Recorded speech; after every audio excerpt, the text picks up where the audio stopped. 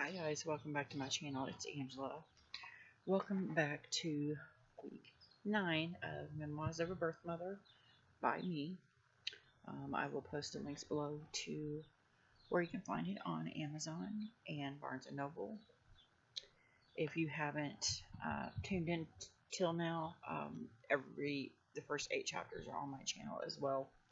So let's get right into it. It's kind of a short chapter, so yeah. Chapter 9. The day my daughter was born was bittersweet. No matter how old I get, I will never forget the way her head smelled of newness and innocence. The way it lay so trustingly on my shoulder, not a care in the world. Her tiny heartbeat lay just over mine. They seemed to echo in unison over one another in my ears. I could feel her heartbeat thumping through the tiny blanket she was swaddled in. I will carry those first precious memories always. To think I had brought this little human into the world and she was absolutely perfect. Those first few moments I knew for the very first time in my life that what the words unconditional love meant. To love with all of you, to drown in that love, even if it means your very own destruction. Got pop-ups coming up, sorry.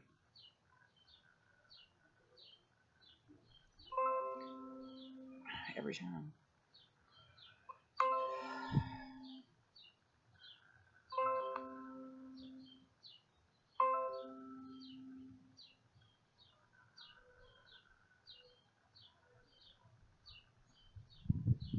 Okay, I think they're gone.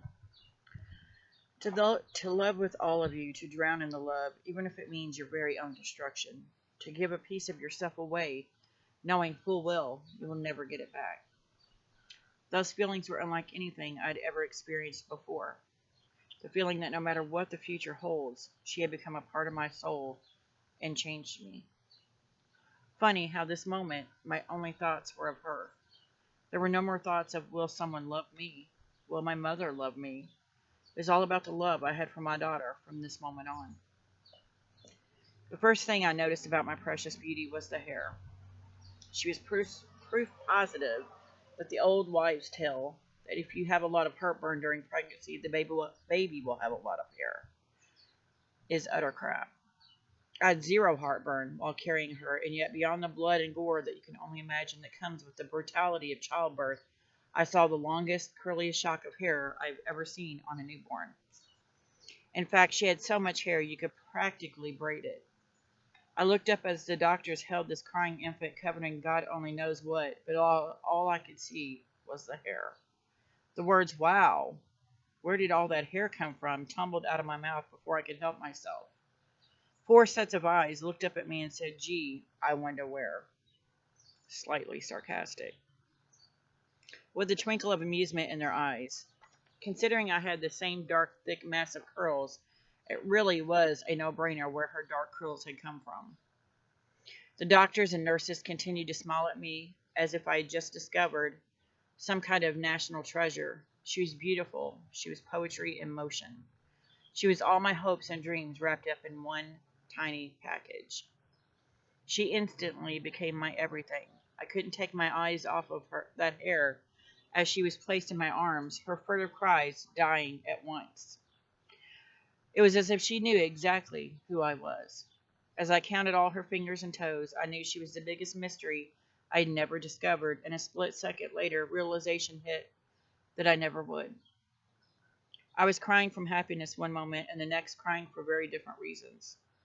I always wondered if the doctors and nurses could hear that moment, the moment my heart fractured forever, never to be unfractured again. The doctor said the crying was normal and that I would be a little hormonal for a while. A while? Huh. He had no idea how long my while would last. I knew the real reason for my tears, and it didn't have anything to do with hormones. I was about to do the hardest thing I would ever do in my life. I was about to give up this beautiful creature I was cradling in my arms. I had already fallen instantly in love with her, and that was before I'd even gotten to hold her. The doctor placed her in my arms hesitantly, as they knew the adoption was already set up. Judging from the looks on their faces, they were not sure if they should hand her over to me or not, with no paper signed yet. With no paper signed yet, I would have moved heaven and earth for this, my one all too brief moment of motherhood. I did, however, get to hold her. The moment I touched her was simply magic. I held her carefully, and my heart swelled even more than it already had. She was 4 pounds, 17 ounces of the most beautiful thing I'd ever seen in my life. I held her to my shoulder for the longest of heartbeats, just listening to her breathe. We were one heart beating together. After the longest time, I gently placed her head in the palm of my hand and just stared at her. Inches from my face, she finally, for the first time, opened her crystal blue eyes. Time and my heart stopped. She left me breathless with how utterly breathtaking she was. The tears flowed freely as her gaze seemed to pierce my very soul, as if she knew everything about me. It was as if without words she too knew who I was and that soon we would be parted. I knew in that moment I was changed forever. Knowing I was about to hand her over to someone else to raise, I soaked up every second we were together like a sponge. I took in every line, every wrinkle, every aspect of her tiny body. I couldn't get enough of her smell. It was intoxicating. The smell of fresh new life, untouched by the traumas of my past, and knowing for one brief moment she was, in fact, mine. She is now in her 20s and just as beautiful as the day she was born.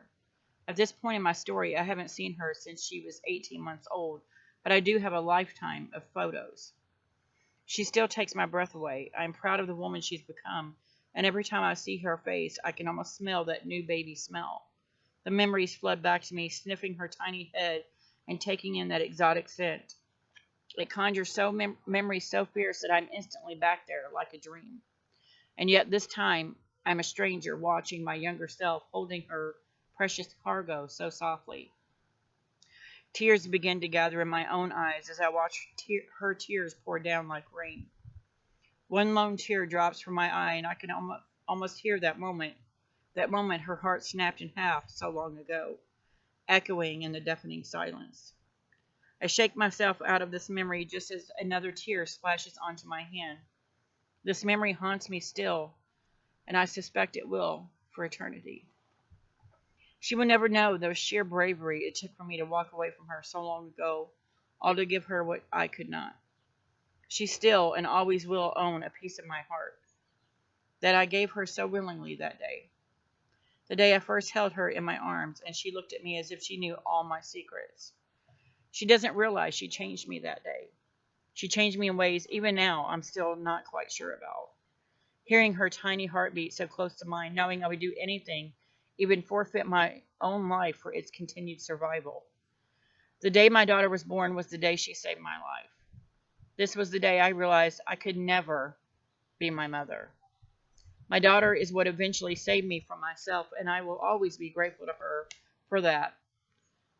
She taught me more in those first few moments of her life than I had learned in all my 19 years.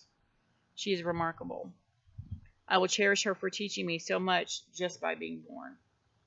She carries a piece of me with her always, and I will never forget the bittersweet harmony of that day, the day she was born. That was chapter 9. Stay tuned next week for chapter 10. And if you like this video, please give me a thumbs up. If you want to see more videos, please subscribe, and don't forget to hit that notification button so you are notified of any future videos in the future. And you guys have a great night. Bye.